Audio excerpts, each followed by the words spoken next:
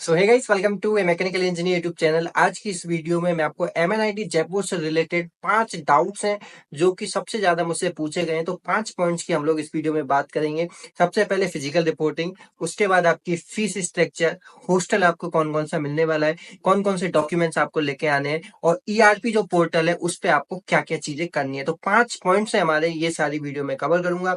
UG, PG, MBA, MTech, जिस भी category के आप स्टूडेंट हो सबके लिए ये वीडियो बहुत ही इंपॉर्टेंट रहने वाली है। और एमएनआईटी के अलावा भी कोई सी कॉलेज में आप जा रहे हो तो उसमें भी ये सारी चीजें ऑलमोस्ट सेम रहने वाली है। तो आप इस वीडियो को अंत तक जरूर देखिए।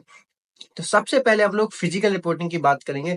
फिजिकल जो रिपोर्टिंग है उसका नोटिस अभी आया है, 2 दिन पहले एमएनआईटी जयपुर ने ऑफिशियल नोटिस जारी कर दिया है। तो यूजी के जो बच्चे हैं उनकी फिजिकल रिपोर्टिंग मैं आपको देख के बता देता हूँ। तो जो पीजी के जो स्टूडेंट्स हैं उनकी फिजिकल रिपोर्टिंग 9-10 अगस्त को रहने वाली है। इसमें एमएससी के स्टूडेंट्स का अभी नोटिस नहीं आया है, तो वो थोड़ा वेट कीजिए, आपका भी नोटिस आ जाएगा। पीजी में आप MTech, MBA, M plan 3 degree के जो स्टूडेंट्स हैं उनको फिजिकल रिपोर्टिंग के लिए 9 और 10 अगस्त में से कोई भी एक दिन आप आ सकते हैं। यूजी के जो स्टूडेंट्स हैं उनकी फिजिकल रिपोर्टिंग की जो डेट है 12 और 13 अगस्त, दोनों में से किसी भी दिन आप आके आप रिपोर्टिंग कर सकते हैं। रिपोर्टिंग के लिए आपको डॉक्यूमेंट्स लेके आने हैं, वो मैं आपको आगे वीडियो में बताऊंगा।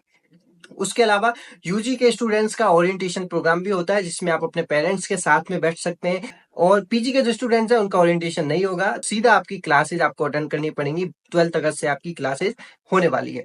तो ये आपकी फिजिकल रिपोर्टिंग का नोटिस है। और जो एमएससी के स्टूडेंट्स हैं वो लोग काफी पूछ रहे हैं कि उनका नोटिस कब आएगा। तो अभी एमएससी वाले स्टूडेंट्स थोड़ा वेट कीजिए, आपका भी नोटिस कुछ दिन में आ जाएगा। मेरे हिसाब से एमएससी के स्टूडेंट्स की अलग से रिपोर्टिंग होने वाली है। अब बात करते हैं सेकंड पॉइंट की, वो है हॉस्टल। तो बहुत ज्यादा डाउट पूछे गए हैं कि भैया हमें कौन सा हॉस्टल मिलेगा, सिंगल मिलेगा कि शेयरिंग मिलेगा, हॉस्टल में वाईफाई रहेगा, क्या रहेगा। तो मैं आपको बता देता हूँ। देखो, आपका सिंगल, शेयरिंग, ये आपके लक पे डिपेंड करेगा, पहले तो मैं आपको बता दूं। और एमएनआईटी में कितने अभी वैकेंट रूम है, हर साल ये चेंज होता रहता है। जब मैं रहता था उस टाइम पे ट्रिपल आईटी कोटा रहता था, उसके बाद ट्रिपल आईटी कोटा चला गया है। मैं जब रहता था 2022 में मैंने एमटेक में एडमिशन लिया था, तो मुझे सिंगल शेयरिंग मिला था और विंडो हॉस्टल। और लास्ट ईयर आपको शेयरिंग हॉस्टल मिला है। तो इस बार कुछ कह नहीं सकते, आपको शेयरिंग भी मिल सकता है, सिंगल भी मिल सकता है। मोस्ट प्रोबेबली आपको ट्रिपल शेयरिंग ही मिलने वाला है। अब मैं बात करूं हॉस्टल में फैसिलिटीज, आपको सब कुछ मिलेगा। आपको लैन मिलेगा हॉस्टल रूम्स के अंदर ही, और बाकी की जो चीजें हैं वो आपको मिलने ही वाली है।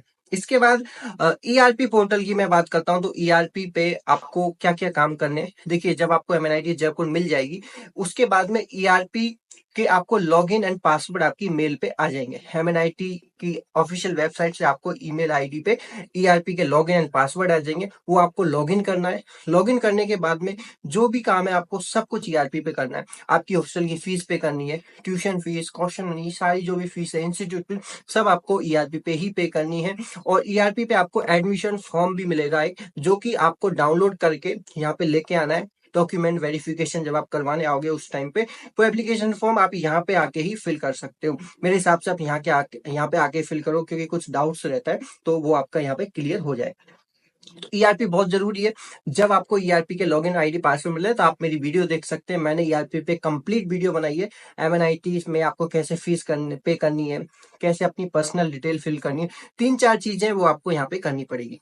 उसके बाद आपकी फीस स्ट्रक्चर की मैं बात करता हूँ। तो फीस स्ट्रक्चर देखो, आप डायरेक्ट जाइए एमएनआईटी वेबसाइट पे, वहां पे आपकी फीस स्ट्रक्चर निकल जाएगी। मैं आपको जल्दी से समझा देता हूँ क्या आपकी फीस स्ट्रक्चर रहने वाली। यूजी के जो स्टूडेंट्स हैं उनकी दो जैसे आपको हॉस्टल फीस देनी पड़ेगी और tuition fees and institute fees देनी पड़ेगी। हॉस्टल फीस आपकी टोटल 47,000 होगी, जिसमें से 32,000 आपकी हॉस्टल एंड मेस फीस है, और 15,000 इसमें कॉशन मनी इंक्लूडेड है, जो कि आपको वन टाइम देनी पड़ती है। और जब आप पास आउट हो गए तो आपको ये कॉशन मनी वापस मिल जाती है। इसके अलावा tuition fees and institute fees होती है। ट्यूशन फीस में कैटेगरीज के हिसाब से है। अगर आप जनरल कैटेगरी के हो आपकी ट्यूशन फीस 62,500 लगेगी। अगर आपकी इनकम 1 से 5 लाख के बीच में है और आप जनरल कैटेगरी के स्टूडेंट, किसी भी कैटेगरी के स्टूडेंट्स हो, लेकिन इनकम 1 से 5 लाख है, तो आपकी लगभग 35,000 आपकी ट्यूशन फीस रहेगी। और एससी एसटी के स्टूडेंट्स के लिए ट्यूशन फीस 0।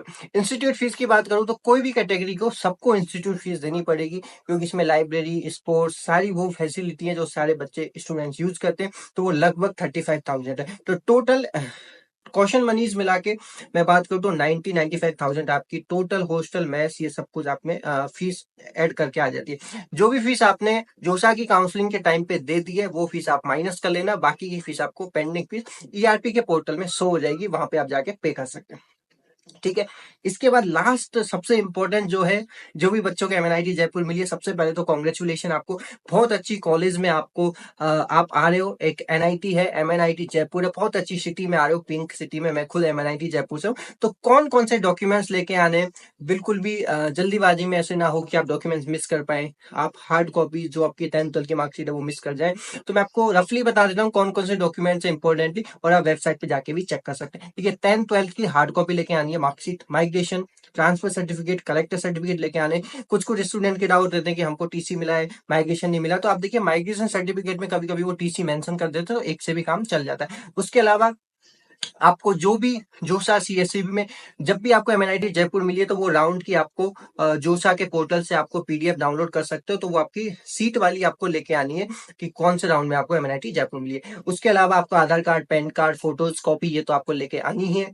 और पीजी के स्टूडेंट्स के लिए बता दूं कि गैप सर्टिफिकेट लेके आपको आना है, ये ओनली पीजी के स्टूडेंट्स के लिए गैप सर्टिफिकेट। तो गैप सर्टिफिकेट आप यहाँ पे आके बनवा सकते हैं, वहां से भी ला सकते हैं। मोस्टली स्टूडेंट यहाँ पे आके ही गैप सर्टिफिकेट बनवाते हैं। और अगर कोई भी डॉक्यूमेंट्स अगर आपके पास में नहीं है और इनकम सर्टिफिकेट नहीं है जैसे मान लो, तो आप उसका अंडरटेकिंग दे सकते हैं। अंडरटेकिंग का मतलब वो ये होता है कि आप उस डॉक्यूमेंट्स को 2 महीने बाद, जनरली 1-2 महीने का टाइम एमएनआईटी देती है, उस बीच में आप उसको जमा करवा सकते हैं। आपका एडमिशन कैंसिल नहीं होगा, आपका एडमिशन फिजिकल रिपोर्टिंग में हो जाएगा अगर आप अंडरटेकिंग में लिख देते हो तो गाइस पांचों पॉइंट्स मैंने कवर कर दिए। कुछ भी पॉइंट्स अगर रह गया है तो आप मुझसे कमेंट करके पूछ सकते हैं। Thank you so much. Channel को सब्सक्राइब कीजिए। इंस्टाग्राम पे आप मुझसे कनेक्ट कर सकते हैं, Keshav Sharma _KD। Thank you so much.